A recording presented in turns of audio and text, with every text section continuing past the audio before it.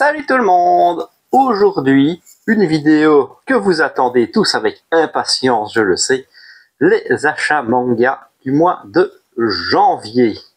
Un fort bon mois ce mois de janvier, puisqu'entre les primes de fin d'année et les étrennes, on a un peu de sous à dépenser et on se fait plaisir. Et puis il y a quand même quelques belles sorties qui ressortent, puisqu'avec la fin décembre, on était un peu sur notre fin justement. Donc je vous propose de commencer par les occasions. Hop là. Alors celui-là théoriquement non. J'ai rentré les tomes 2 à 5 de Badascope and Dolphin.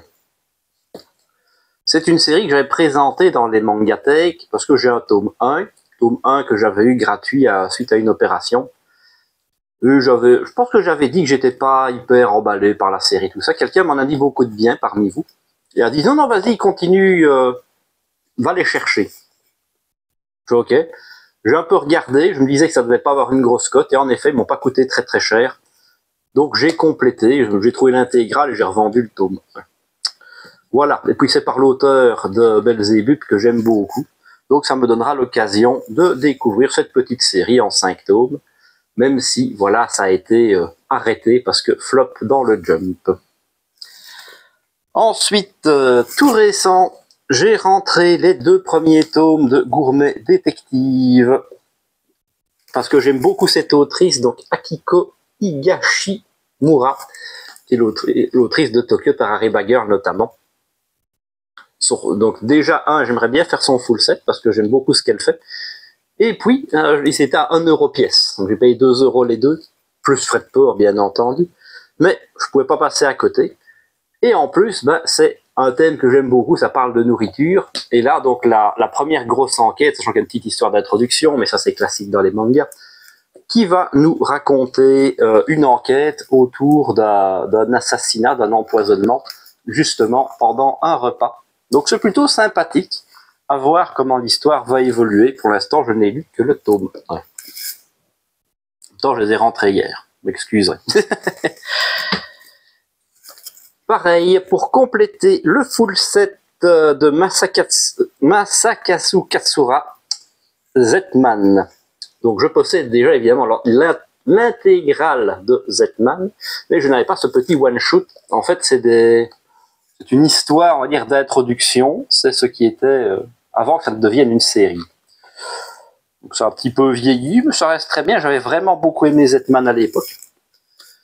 Et j'avais peur que ce soit un peu trop cher, mais non, en fait, Katsura, bizarrement, n'a pas une grosse cote, et beaucoup de ses œuvres, même plus éditées, se trouvent à des prix très corrects, par exemple DNA au carré, ou Isle. Pardon. Isle, c'est autre chose. Donc voilà, c'était con, c'était le seul qui me manquait pour le full set, donc full set complet. Pareil, grâce à Mangakam, je ne savais pas qu'elle avait fait une 3e série. Donc c'est les Charlets de Kaoru Mori, donc l'autrice de Bright Stories, qui sont quelque part par là, voilà, ici. On les voit pas beaucoup, mais ils sont là. Donc ce que j'aime beaucoup, je sais pas qu'elle a fait une 3e série en fait. Donc voilà, comme ça, full set aussi, on est content. Mais c'est une série donc qui est à suivre, elle n'est pas finie en 2 tomes. Et le dernier tome est sorti en 2019. Autant dire qu'on n'aura sûrement jamais la fin. Voilà, maintenant ça m'a coûté 5 €. Faut pas déconner non plus, voilà, pour la collection. On les lira quand on aura le temps. C'est clairement pas ma priorité, vu que de toute façon en plus c'est pas fini. Mais je suis content de les avoir. Un petit craquage maintenant, donc c'est toujours de l'occasion, même si ça coûte un petit peu plus cher que ce que ça ne devrait. J'étais passé à côté d'un collector. Oui, moi je parle de collector, parce qu'il y a quand même certains collectors qui valent la peine quand ils sont beaux ou quand c'est des tomes prestigieux, notamment les Berserk. Eh bien, j'ai craqué pour le tome 100 de Conan, qui est toujours sous blister. Oh, il est tout neuf, le beau tome. Donc vous ne verrez pas ce qu'il y a dedans. De toute façon, il y a des très bonnes vidéos d'unboxing si c'est ce que vous cherchez, notamment la Mangathèque. Et voilà, c'est quand même un tome 100. Un tome 100, ça se fait, et ça méritait d'être dans la collection. Je l'avais fait pour One Piece. Et j'étais passé à côté de celui de Conan, en me disant, ouais, de toute façon, j'ai de la marge. Mais force est de constater que ça m'a manqué un petit peu. Et je le garderai emballé comme ceci. Ce sera ma récompense. Si un jour j'arrive à la lecture du tome 100, alors je m'autoriserai à faire ce déballage.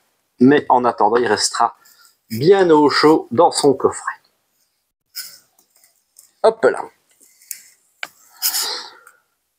Le mois dernier, vous m'aviez vu rentrer les tomes 1 à 9, enfin plus précisément 2 à 9 de We Never Learn. Pareil, j'avais eu un tome gratuit et j'avais décidé de poursuivre la série. Sauf que je m'étais dit aussi, t'as été idiot, parce que maintenant c'était casé, c'est réédité chez Crunchyroll, donc si tu poursuis la série, tu vas te faire avoir, tu auras 2 jaquettes différentes et ce sera excessivement laid. Coup de bol monstrueux, je suis tombé sur quelqu'un qui vendait l'intégrale à 4 € pièce. Et allez, je tente ma chance, je lui demande si elle vendrait pas juste les tomes 10 à 21, et elle m'a dit oui. Donc, en super bêta, les tomes 10 à 21 de We Never Learn, avec encore l'édition casée. Donc c'est bien, ça m'a permis de corriger mon erreur. Si je n'avais pas été trop con, et c'est toujours ce que je vous conseille, c'est prenez une intégrale. Si vous avez peur de ne pas aimer la série, allez lire 2-3 tomes en ligne pour vous faire une idée, parce que c'est vrai que c'est pas toujours facile aussi. Si ça vous plaît, intégrale directement, ça vous évitera des problèmes. Ce que j'aime avec cette série-là, c'est qu'elle a un petit côté original. C'est-à-dire que, alors c'était marqué dessus, voilà. En théorie, je dis bien en théorie, la série s'arrête au tome 17. Voilà, là si vous allez jusqu'au 17, vous avez la fin. Et donc vous me direz, mais pourquoi 21 tomes dans ce cas-là? Mais c'est un grand classique dans les comédies romantiques. Souvent, par exemple avec 4 essentiels quatuplets, on se dit, mais c'est pas celle que j'aurais choisie. Et on aurait aimé que l'auteur prenne une autre direction, un autre choix. Eh bien, chaque tome, ici, donc chacun de ces tomes est un autre choix. C'est pour ça qu'à chaque fois, il y a une autre fille en couverture. D'ailleurs, c'est écrit ici, c'est des routes if. Donc, s'il avait choisi celle-ci, comment ça serait fini? S'il avait choisi celle-ci, comment ça serait fini? C'est étonnant. Donc, la vraie fin voulue par l'auteur, en théorie, c'est au tome 17. Et pour contenter tout le monde, vous avez les tomes 18, 19, 20 et 21. Je trouve ça hyper original. Je verrai bien à ma lecture ce que ça va donner, mais rien que pour ça, j'avais très envie de me les rentrer. Et enfin, le dernier d'occasion, et ça va vous faire rire, enfin, surtout ceux qui sont concernés. Il y a quelques temps, on avait eu droit à un magnifique live sauvage de Manga Badass, qui a quand même duré plus de 2 heures. Et ce live attire beaucoup de personnes de qualité. Beaucoup de créateurs de contenu d'ailleurs. C'est fou comme on se retrouve sur ce genre de live, ça me fait beaucoup rire. Et donc Badass nous explique un peu ses targets de l'année, ce qu'il aimerait bien lire, se mettre à jour, tout ça. Très intéressant. Et il parle du manga Césarée. C'est un bon petit manga qui m'a déjà fait de l'œil à l'époque, même si je vous avoue que la première fois que j'ai vu un manga qui s'appelait César, je me suis dit, chouette, c'est un manga qui va parler de Jules. Perdu, c'est pas le même. Ça, ici, c'est César Borgia. Et puis, dans la discussion, Bellbook signale que l'intégrale est en vente à 50 € sur Vinted. À ça, évidemment, Manga Badass répond que c'est pas sa priorité actuellement et qu'il n'est pas pressé. Mais Sneakit, lui, il voit ça et il se dit, un intégral à 50 €, je vais aller jeter un petit coup d'œil. Et donc, on a rentré 11 tomes de César. Alors, pourquoi 11? Parce que je ne sais pas si elle a regardé un peu trop vite. Mais, en tout cas, moi, à 50 €, ce que j'ai vu, c'était 11 tomes. Et 11 tomes, c'est pas l'intégrale. L'intégrale, c'était 13. Alors, il y avait bien un intégral à 13 tomes, mais à 70 €. Tant dire que 20 € de plus pour 2 tomes, c'est pas rentable. Donc je me dis, bon, on fait les calculs, 50 €, 11 tomes, avec les frais de port, ça reste correct, on est sur des tomes qui sont à presque 8 €, ça reste intéressant. On va quand même essayer de négocier, ça aussi conseil, à négocier toujours par principe, sauf vraiment, encore une fois, comme je l'ai dit, la 2 mangas à 1 € pièce, faut pas déconner non plus, on va pas demander 50 centimes. Et donc, bah, c'est passé, je les ai eu à 45. Autrement dit, 45 plus frais de port, donc là j'ai réellement payé 50, pour 11 tomes de Césarée, donc c'est plutôt intéressant, c'était une belle affaire. Et encore une fois, merci Bellbook, parce que c'est toi qui as repéré l'annonce, c'était pas une de mes targets principales, parce que je cherche surtout les séries rares, on va dire. Voilà, donc pour l'occasion, c'est tout, c'est déjà pas mal. On va passer aux mises à jour.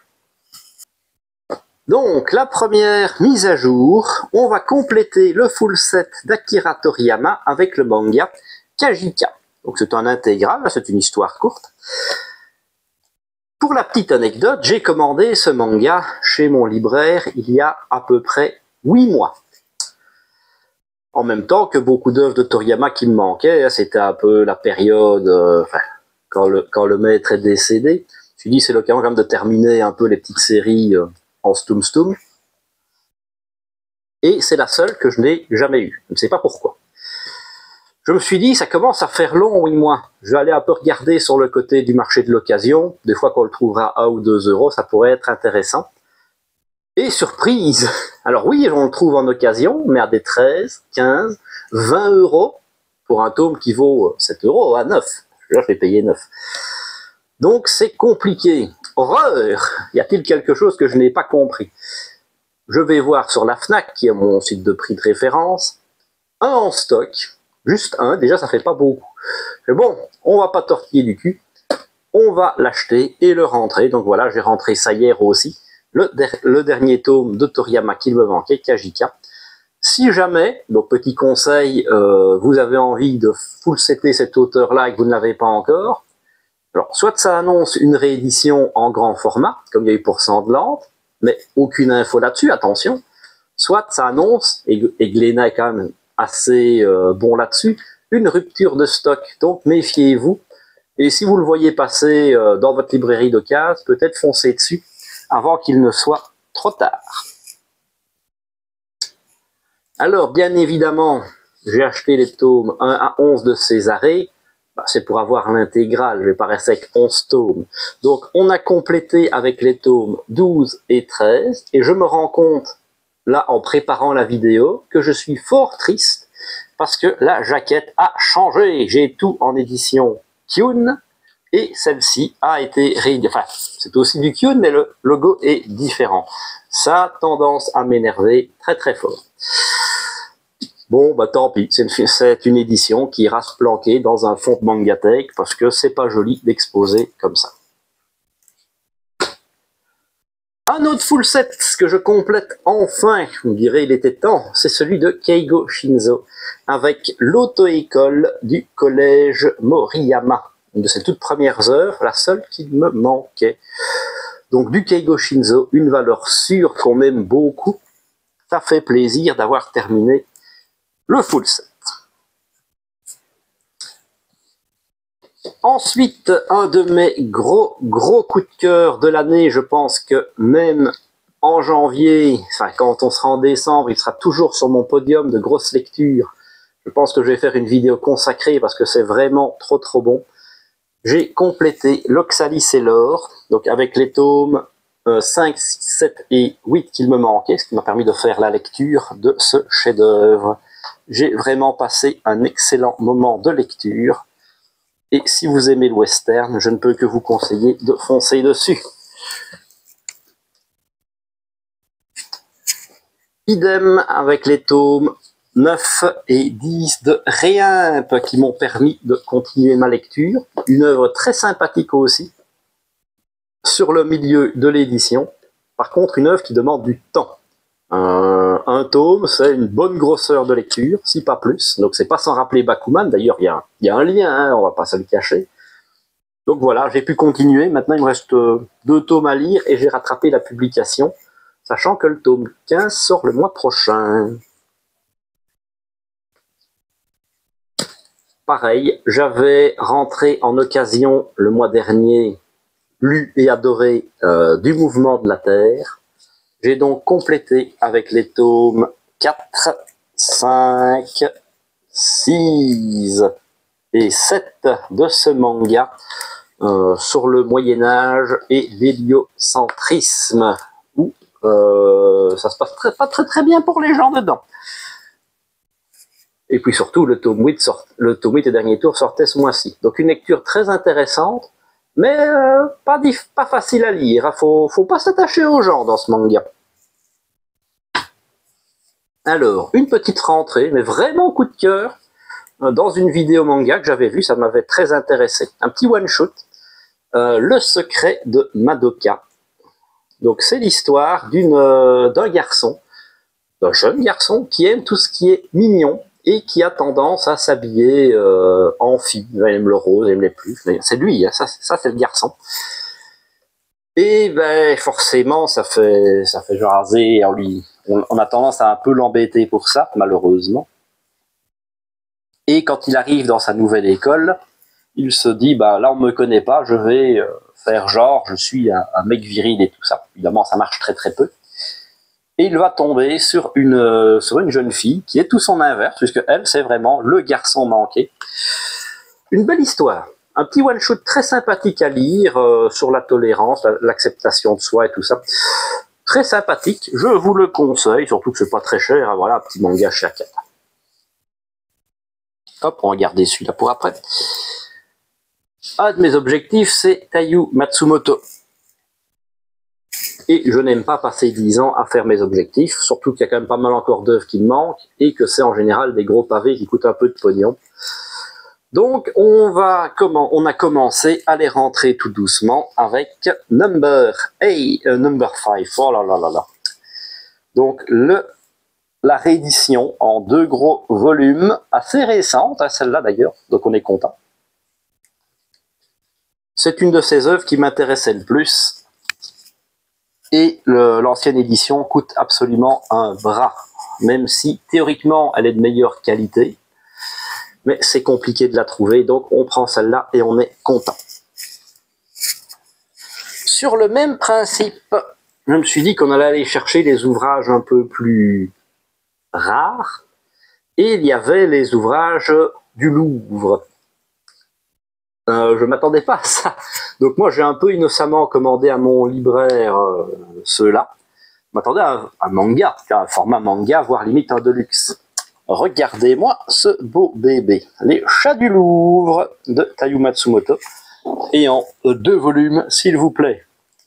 Hop. C'est bien épais, c'est bien lourd. Et ça m'a fait une grosse facture. Mais c'est vraiment un bel ouvrage aussi. Avec des planches, ma foi, magnifiques. Sachant qu'il existait une édition couleur, mais elle n'est déjà plus disponible. Et en plus, parce qu'on est aussi un peu très bête, je me suis dit, bah, quitte à commander au Louvre, est-ce qu'il n'y en aurait pas d'autres qui seraient sympas? Mais oui, il y a un Taniguchi, et on aime Taniguchi. Donc, on va prendre aussi le bouquin Taniguchi. Et ben oui, même problème. Voilà, ça c'est ma tête, ça c'est le bouquin. Alors, oui, c'est magnifique, mais comment est-ce que je vais pouvoir ranger ça dans ma mangathèque? Je n'en sais rien. En plus, regardez-moi ces pages. Full couleur. Donc, autant je ne regrette pas mon achat, autant pour le ranger, ça va être compliqué. Et pareil, ça m'a coûté une couille. Et il est encore plus grand que les autres. C'est pour la blague. Hop, le Taniguchi. Hop, le Chat du Louvre. Voilà, c'est immense. Hop là. Et on va terminer sur ces mises à jour avec un petit achat spontané. Les 3 tomes de la légende de Rao. Donc réédition chez Mangetsu.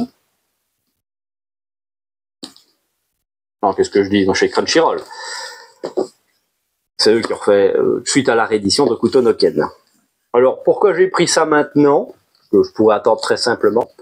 Parce que mon libraire avait besoin de place. Voilà. Oui, je suis un pigeon. Mais voilà, mon libraire n'arrive pas à stocker les nouveautés du mois. Et je suis fait, bah si tu veux, moi il y a ça qui m'intéresse depuis un moment. Je te les prends et je te débarrasse. Il m'a fait, vas-y banco.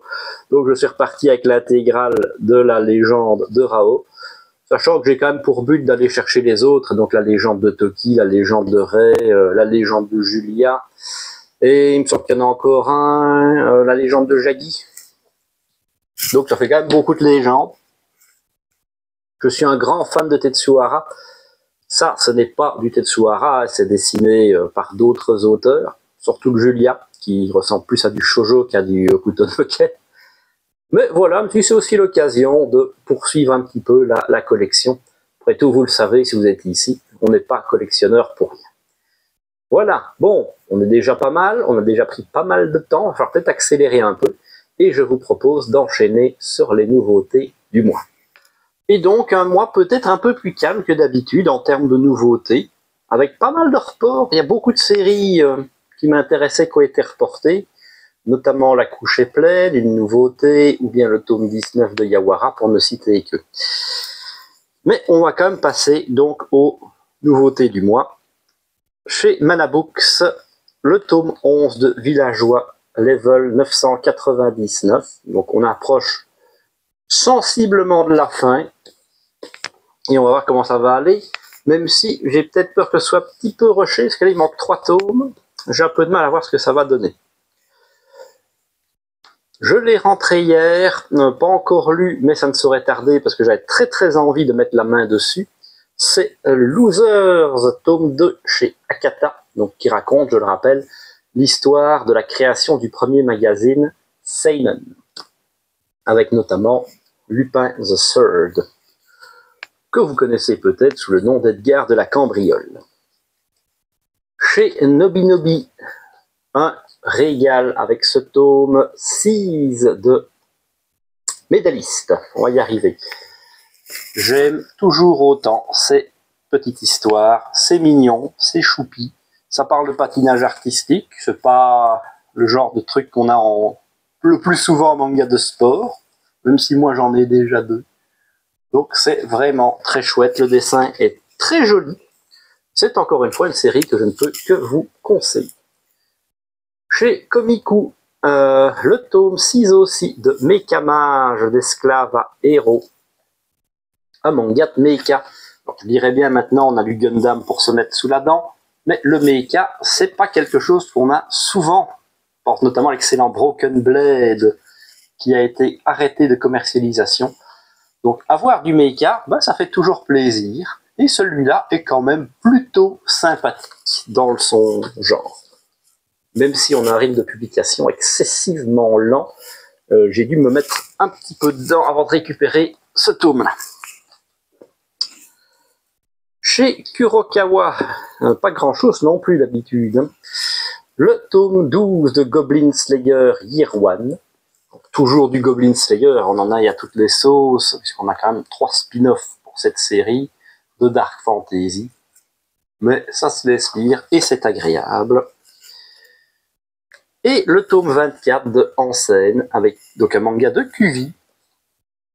Donc manga sur la danse classique, très sympathique aussi, et où on apprend pas mal de choses. En plus, j'aime beaucoup le dessin de cette autrice. Chez le Lézard Noir, le tome 4 et avant-dernier tome du Cri du Kujima. Donc un petit slice of life avec un personnage, donc le Kujima, qui est un mi-oiseau, mi-phoque, on ne sait pas trop ce que c'est. C'est amusant, ça se laisse lire. Maintenant, c'est du slice of life, il ne se passe pas forcément grand-chose. Et je ne sais même pas s'il y aura une fin, on va dire, digne de ce nom. Et le tome 3 de La Planète Verte de Keigo Shinzo. Celui-là, je me le mets de côté, puisqu'il y aura 4 tomes. Donc, je me les ferai tous d'un coup. On n'a pas l'intérêt. En plus, le rythme de sortie est plutôt bon. Donc, on ne va pas se plaindre. Chez Glénat, le tome 16 de Sakamoto Days. Duel de sniper dans ce tome. Très sympathique encore une fois, bien barré. Moi j'aime beaucoup le Sakamoto Days, avec un dessin, une mise en enfin, une découpe qui est quand même assez impressionnante. Un des meilleurs shonen du moment, si vous voulez mon avis, même si Dan Dadan reste le boss.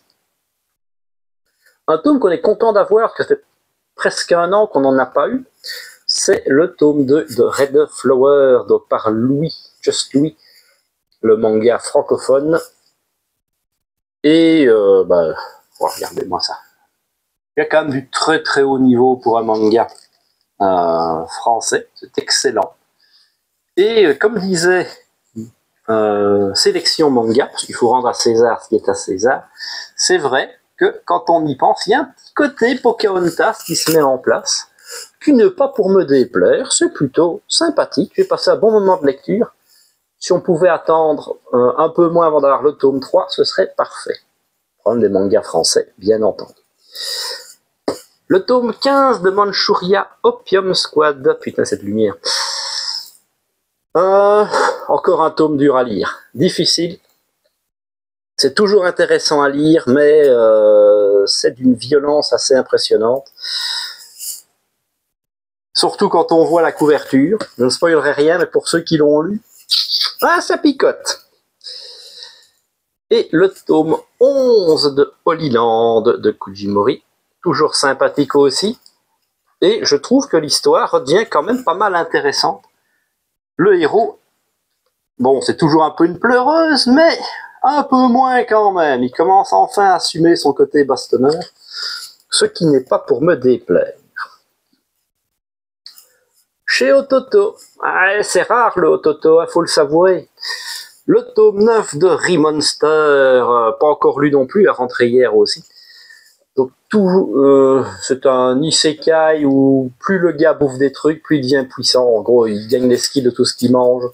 Et c'est un monstre, donc il peut bouffer de l'humain, il s'en fout. C'est assez sympathique si on aime l'isekai, mais ça casse pas trop pattes à un canard. Et pareil, si on a un tome par an, on est content. Même critique pour Goodbye Dragon Life, pareil, celui-là j'ai eu le temps de le lire, complètement sorti de l'histoire, je ne savais même plus où on en était. Donc globalement, c'est l'histoire d'un dragon légendaire surpuissant qui se fait trahir par les humains et assassiner. Enfin, limite, il se laisse buter parce qu'il en a marre. Et il se réincarne en humain, ce qui nous fait un humain avec des pouvoirs de dragon un peu cheatés. C'est sympathique. Mais voilà, encore une fois, je ne conseille pas trop d'aller chez Ototo. À part les séries qui se vendent vraiment bien, les autres sont laissées à l'abandon. C'est assez tristesse. Chez Delcourt Tonkam, alors on a le tome 4 de Jojo Land, la dernière partie de Jojo, qu'on n'a pas lu parce qu'on n'est pas à jour dans Jojo. Le tome 10 de l'excellent Hero Skill achat en ligne. Je suis pas très anime, j'ai plus le temps, mais pendant mes vacances de Noël, j'ai quand même regardé tout l'anime de celui-là, 12 épisodes, c'est pas grand chose, ça passe bien. Si vous aimez la bouffe, c'est génial.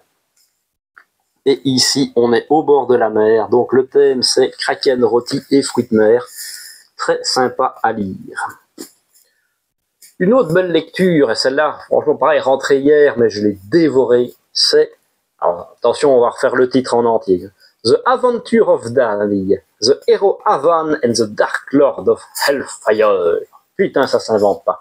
C'est donc le spin-off de la quête de Dai, basé sur Avan, donc le maître du héros, et son apprentissage. Un tome qui se lit tout seul, c'est super cool, c'est du Dragon Quest.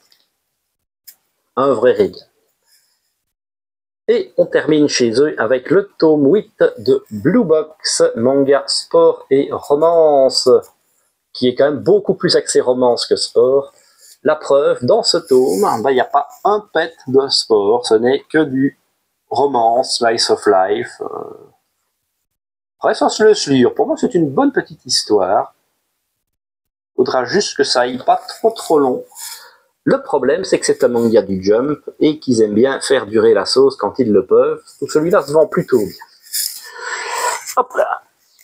Alors, chez Kana, le tome 2 de Tokyo Séjour 6 de Taiyu Matsumoto. J'avais adoré le tome 1, je persiste et signe avec le tome 2. C'est vraiment excellent. Regardez, une petite page couleur qui fait plaisir. Du beau travail, l'histoire qui évolue. À voir ce que ça va donner, puisque c'est une histoire en 3 tomes. Donc, très curieux de voir la fin. En général, c'est la fin qui justifie si un manga dans sa globalité vaut la peine d'avoir été lu ou pas. Mais pas de doute que ce sera à la hauteur de mes attentes. Le tome 23 de Shai, manga de super-héros. Les derniers méchants apparaissent, quelques révélations de ci, de là. On sait bien que le manga ne va plus durer 40 tomes, et c'est tant mieux, parce qu'on est déjà quand même à 23 volumes, donc il ne faut pas faire durer la sauce trop longtemps. Mais c'est un bon manga qui était beaucoup plus sombre, peut-être un peu plus mélancolique que My Hero Academia, si évidemment on occulte le dernier arc qui envoie quand même de la pâte. Le tome 19 de Tougen Anki, on repart sur un nouvel arc, on a enfin fini l'arc précédent. Donc c'est pas plus mal de passer un petit peu à autre chose, mais c'est sympathique, ça se laisse toujours beaucoup lire. C'est toujours agréable. Le tome 24 de Gamaran, le tournoi ultime, donc manga de samouraï, mais pas que. Ce qui est bien dans la grande force de Gamaran, c'est tous les gars qui se fritent avec des armes un peu différentes, et souvent des duels. Donc très sympa aussi Gamaran. Non, ça c'est le spin-off. Vous pouvez toujours vous faire une idée avec la première saison en 22 volumes. Et on termine Kana avec le tome 20 de Undead Unluck, manga qui vient de se terminer au Japon. Donc il y aura quelque chose comme 24 volumes, donc très sympathique. Encore une fois, j'ai passé un fort bon moment de lecture. C'est une des séries qui démarrait le plus mal et qui s'est le plus bonifié avec le temps. Mon seul reproche, c'est que ça fait quand même un gros moment qu'on ne voit plus Undead. Et c'est dommage, parce que la force, c'est quand même le duo. Mais bon. Alors, celui-là, il y en a moins. Chez Mangetsu, on a terminé Land avec le tome 11, tome qu'on n'a évidemment pas lu, parce qu'on est très en retard là-dessus. Mais au moins, la série est finie, et ça fait plaisir. Le tome 26 d'Awashi. Alors, on est toujours dans le match avec des beaux petits retournements de situation. Mais encore une fois, on est rarement déçu par Awashi. Si bien sûr on aime le football, ce qui n'est pas foncièrement mon cas. Mais en tout cas, un tome excellent de très haut niveau. On en a pour notre argent. Le tome 2 de Ace of Diamond, donc un pavé un peu impressionnant. Une lecture très sympathique. On voit quand même qu'il y a des affinités qui se forment, des duos qui sont en train de se mettre en place. C'est très sympa. Le problème avec ce manga-ci, c'est qu'on a mis 4 mois pour sa sortie. Alors même si c'est des volumes doubles, j'aimerais bien que ça sorte un tout petit peu plus vite que ça, parce que là, quand j'ai recommencé ma lecture, j'étais aussi un petit peu perdu, j'avais un petit peu oublié de quoi que ça causait. Donc c'est un peu dommage. Je pense que 3 mois pour un tome, ça devrait être largement suffisant. 2, ce serait évidemment l'éclate, mais il ne faut pas trop leur en demander non plus. Ce n'est pas Megan qui veut. Chez Crunchyroll, le tome 27 de World Trigger, on est toujours dans cet examen pour partir à la conquête des autres mondes. Ça commence à être un petit peu long. En plus, c'est des mangas qui font... Là, l'action est vraiment presque réduite à zéro. C'est du blabla, du blabla, du blabla. Si vous aimez lire, c'est vraiment très cool, mais j'aimerais bien quand même qu'on passe un petit peu à autre chose. C'est très intéressant comme manga, mais c'est un petit peu longué sur ce passage-là, d'autant que l'auteur a des problèmes de santé, donc c'est pas toujours facile. Le tome 13 de Kaiju numéro 8. Encore un gros plaisir de lire ce volume. Aussi un très bon shonen du moment que je recommande vivement pour ceux qui veulent se faire plaisir. Et ici par contre c'est l'inverse, de la grosse baston, de l'action à n'en plus finir, c'est vraiment très chouette. Et c'est pour ça que, comme tous les bons pigeons qui se respectent, j'ai aussi pris le spin-off, donc Side B, donc le tome 1, qui est l'histoire donc de ce personnage-ci, qui est donc dans l'histoire principale le sous-chef de la section.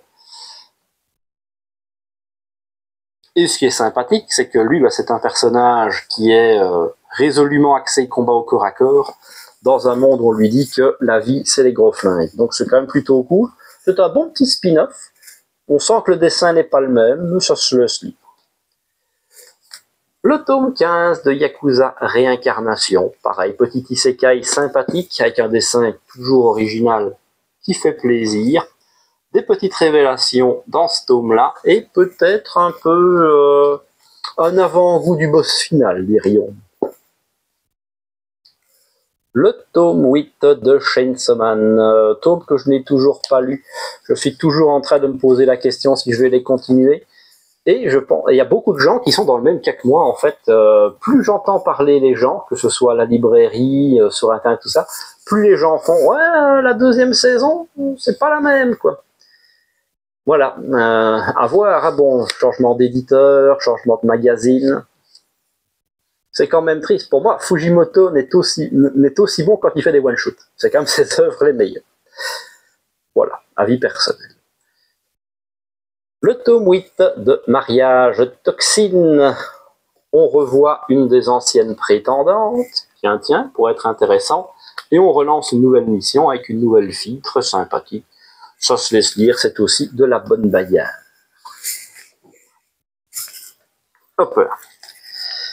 Alors, chez Pika, nous avons le tome 33 et dernier volume de Eden Zero. Voilà, une fin satisfaisante, ma foi, qui correspond pas mal à ce que Mashima aime bien faire. C'est-à-dire que Mashima et moi, je pense qu'on pourrait être potes, parce qu'on a le même amour des personnages qui restent en vie, et des fins où tout le monde il est bon, tout le monde il est gentil. Donc moi, ça me correspond très bien. Contrairement au manga de boucherie, alors chacun ses goûts évidemment, mais ça marche bien, et en vrai, c'est une bonne œuvre, ça se laisse lire, 33 volumes, c'est long, mais pas trop, il a quand même su s'arrêter, donc c'est très sympathique. Nous avons le tome 12 d'Under Ninja, ça je me le mets de côté, là j'en ai quand même quelques-uns, il faudrait que je reprenne ma lecture. C'est excellent Under Ninja, c'est pas à mettre entre toutes les mains, le dessin est plutôt cool, mais par contre c'est bourré d'informations et de détails, et donc c'est compliqué de lire un tome pour un tome, on paume des trucs. Je pense que le mieux c'est vraiment d'en prendre plusieurs d'un coup pour les digérer. Le tome 9 de Hollow, on est toujours dans la fin du stage d'entraînement, donc manga sur le rugby, avec un dessin plutôt cool. J'aime beaucoup. J'ai mis 2-3 tomes à m'y mettre aussi vraiment, mais maintenant c'est vraiment un manga de sport, dans ceux qui sortent actuellement, que j'aime particulièrement. Le tome 10 de Goddess Café Terrasse. Donc de Kujiseo, donc de la romance, du ecchi, ce qu'il faut. On passe un bon moment, le dessin est superbe. Un personnage s'en va, un autre personnage arrive, en générant aussi tout son petit lot de quiproquos et tout ça. C'est sympathique, ça se laisse fort bien lire. Le tome 19 de The Fable. Alors celui-là pas lu non plus, mais pas pour la même raison que l'autre. Le Fable, c'est vraiment le petit bonbon, la petite sucrerie qui fait plaisir. Et quand je lis un tome, j'en ai pas assez. Donc là, je me restreins pour m'en mettre quelques-uns aussi de côté, pour me les envoyer tous d'affilée. Et quand on en lit 2 ou 3, là, ça va. Là, je suis rassasié. On approche aussi tout doucement de la fin. Mais pareil, le rythme est un peu mou. Ensuite, le tome 48 de Chihaya Furu, donc manga sur le Karuta. L'antépénultième tome, s'il vous plaît. Donc on termine à 50. Je suis très très loin d'avoir tout lu. Mais pareil, Pika, manga spécial égale rupture de stock. Et on terminera avec Couple of Cuckoos, tome 18. Pareil, pas lu non plus, je suis en retard dans cette série-là.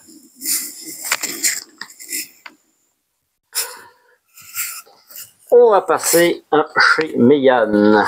Alors, c'est pas vraiment un isekai, même s'il y a un petit goût, hein, mais c'est pas ça. C'est Welcome to Japan, elfe de mes rêves. Donc le personnage, quand il s'endort, arrive dans un monde qui ressemble très très fort à un jeu vidéo. Et un jour, quand il est sur le point de se faire buter, il étreint cette jolie petite elfe et qui se réveille dans son pieu, dans la vraie vie. Donc passage entre mode jeu vidéo et jeu réel. Petit thème nourriture aussi, j'aime bien les manger. C'est sympathique, ça se laisse lire, mais ça casse pas. 3 pattes à un canard. Par contre, du pur gros isekai, nous avons Lunar Live in Another World. Donc les tomes 13 et 14. Ça reste sympathique, mais c'est de l'isekai. Celui-ci, qui était très original, mais je dois dire que la fin m'a déçu. C'est J.K. Haru, Sex Worker in Another World. Donc un tome bien épais, un titre de comparatif. Les tomes 5 et 6 de cette série en 7 volumes étaient exceptionnels. Vraiment très très haut niveau pour un manga. Donc c'est dans la catégorie Daitan, donc un manga un peu coquinou, puisque ça raconte l'histoire d'une fille qui arrive dans un monde médiévale fantastique et pour survivre, elle n'a pas d'autre choix que de se prostituer. Donc c'est quand même un thème un peu spécial, hein. Bon, c'est pas tout public non plus. Et après un volume 5 et 6 vraiment de très très haut niveau, je m'attendais à un final de malade. Alors que là, on est sur un final qui est en demi-teinte, puisqu'on est sur une fin ouverte. Tu te dirais, va y avoir une saison 2 ou quoi, il y a un truc que j'ai pas compris. Non, ça s'arrête comme ça. A priori, c'est basé sur un roman. Je suppose que le roman s'arrête comme ça aussi. Et donc, tout le tome, c'est pratiquement les histoires annexes de personnages qu'on a croisés dans le bouquin. Lui, qu'est-ce qu'il devient, lui, qu'est-ce qu'il devient, lui, qu'est-ce qu'il devient. Donc, une fin qui me laisse sur ma faim. Et on termine chez Meian avec le tome 3 de Stand By Me Kakuemon. Autant j'étais extrêmement hype par le tome 1, autant je vais être caché honnête, j'ai pas aimé ce tome 3. J'ai pas aimé ce tome 3 parce qu'on perd... Alors, c'est peut-être dur à dire, hein, on est sur 3 volumes, c'est peut-être pas ce que l'auteur voulait. Mais donc pour rappel, l'idée du tome 1, c'est un mangaka qui se lance, plein d'espoir dans l'avenir, et qui rencontre son lui du futur, un peu à la Doraemon, qui vient lui expliquer que c'est un gros naze, qui va rater sa vie, et qu'il faut qu'il change. Donc il y avait ce petit côté à la fois cynique sur le manga, un peu sombre, mais amusant avec cette pointe de science-fiction.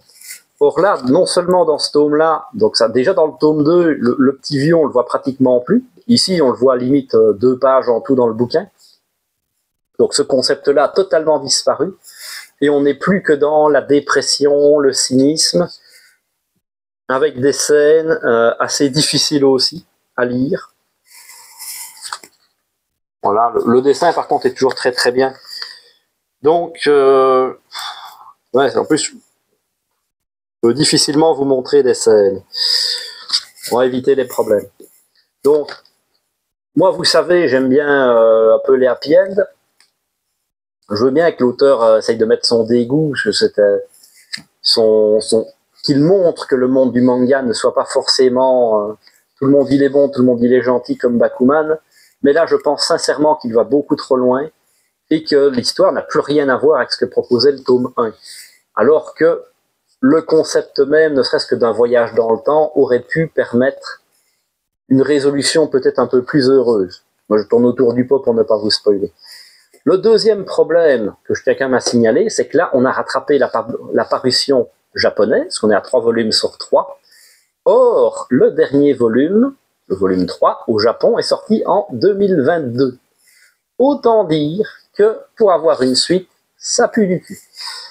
Donc, très sincèrement, ne serait-ce que pas pour le fait qu'il n'y aurait peut-être jamais de fin, si vous n'avez pas encore commencé cette série, moi je vous dis de laisser tomber. Surtout si vous n'aimez pas les histoires qui se terminent en eau de boudin. Après, on ne peut pas toujours tout aimer non plus. On va terminer avec Ki-un, puisque c'est là où on a le plus de volumes cette fois-ci. c'est les Chadultars de Gutanabe, donc toujours dans la série des chefs-d'œuvre de Lovecraft. Toujours un dessin de très très haut niveau. Petit one-shot, enfin, un moment qu'on n'avait plus de one-shot, donc ça fait plaisir. Alors, j'ai laissé tomber l'idée de prendre les coffrets, je prends les tomes quand ils sortent. Il me semble que celui-ci devrait sortir en coffret avec le molosse. Alors, un chien et un chat, ça se tiendrait. Ensuite, nous avons une nouveauté, c'est peut-être la seule nouveauté du mois sur laquelle j'ai craqué, avec le spin-off de Kaiju. C'est Sanda, par l'autrice de Beastars. Alors, point positif, on nous montre on est dans un univers assez différent, où la fête de Noël n'existe plus, où le climat semble avoir changé aussi, où les enfants se raréfient. Donc, l'univers est sympathique, intriguant, on nous donne des pistes, mais on nous fait aussi poser beaucoup de questions, ce qui fait qu'on a envie de poursuivre le manga. Manga qui sera fini en 17 volumes, normalement. Mais, alors ça, je serais curieux d'avoir votre avis sur la question. Mais je trouve le dessin extrêmement moche. Voilà. Quand elle faisait les personnages anthropomorphiques, c'était plutôt sympathique. Mais là, les visages des personnages sont quand même assez hideux. Avec des énormes bouches comme ça. Je suis vraiment pas fan. Alors que l'histoire, comme je dis, est plutôt sympathique. Il y a des bonnes idées dedans. Le thème en lui-même, un manga sur le thème de Noël du Père Noël, c'est quand même assez rare dans les mangas japonais. Il faut dire que Noël, c'est pas vraiment leur culture. Pour eux, Noël, c'est comme une deuxième Saint-Valentin. Mais voilà, on va quand même continuer l'histoire parce qu'elle est vraiment cool. Je dois dire que j'ai vraiment eu un coup de cœur pour le personnage du directeur de l'école et son chara-design qui lui est plutôt sympathique. Mais voilà, si vous l'avez lu, faites-moi un retour dessus. Je serais très curieux d'en discuter de celui-là avec vous. Parce que ça m'a un peu surpris. Le tome 8 et dernier tome du Mouvement de la Terre, on termine sur un tome tout noir pour terminer.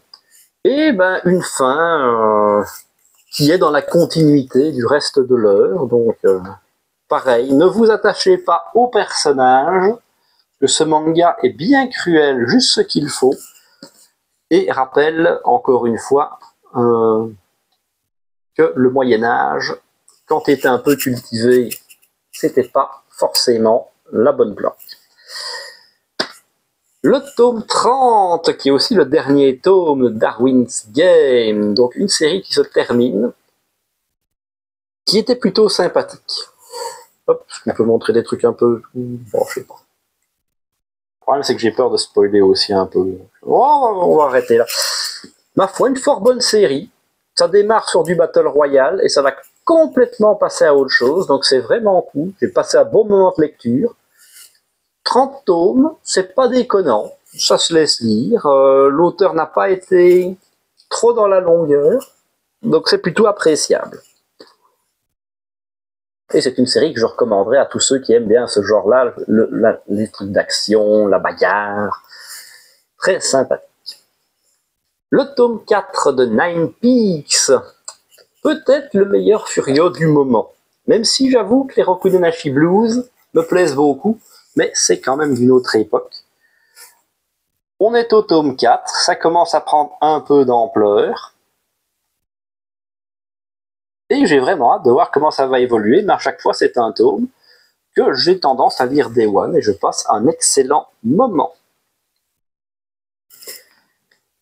On est presque au bout.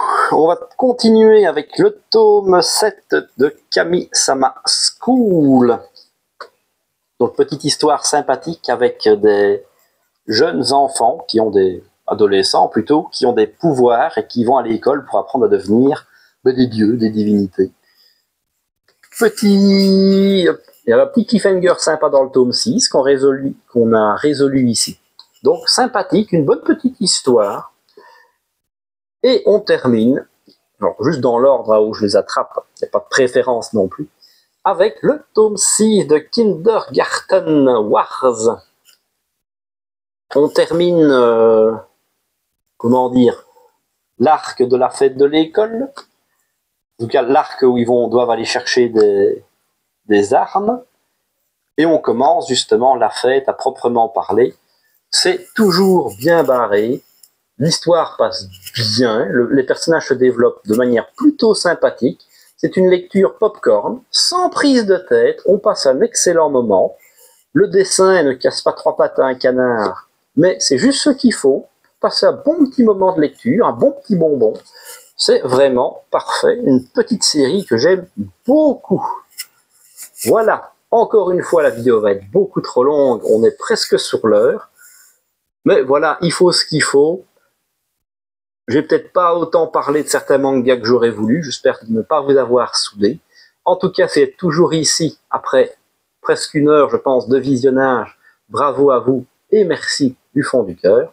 N'hésitez pas à laisser vos avis dans les commentaires pour en discuter avec moi. C'est la partie que je préfère de ce travail de vidéaste. D'autant qu'il y a 2-3 mangas où j'aimerais vraiment beaucoup votre avis, notamment Sanda.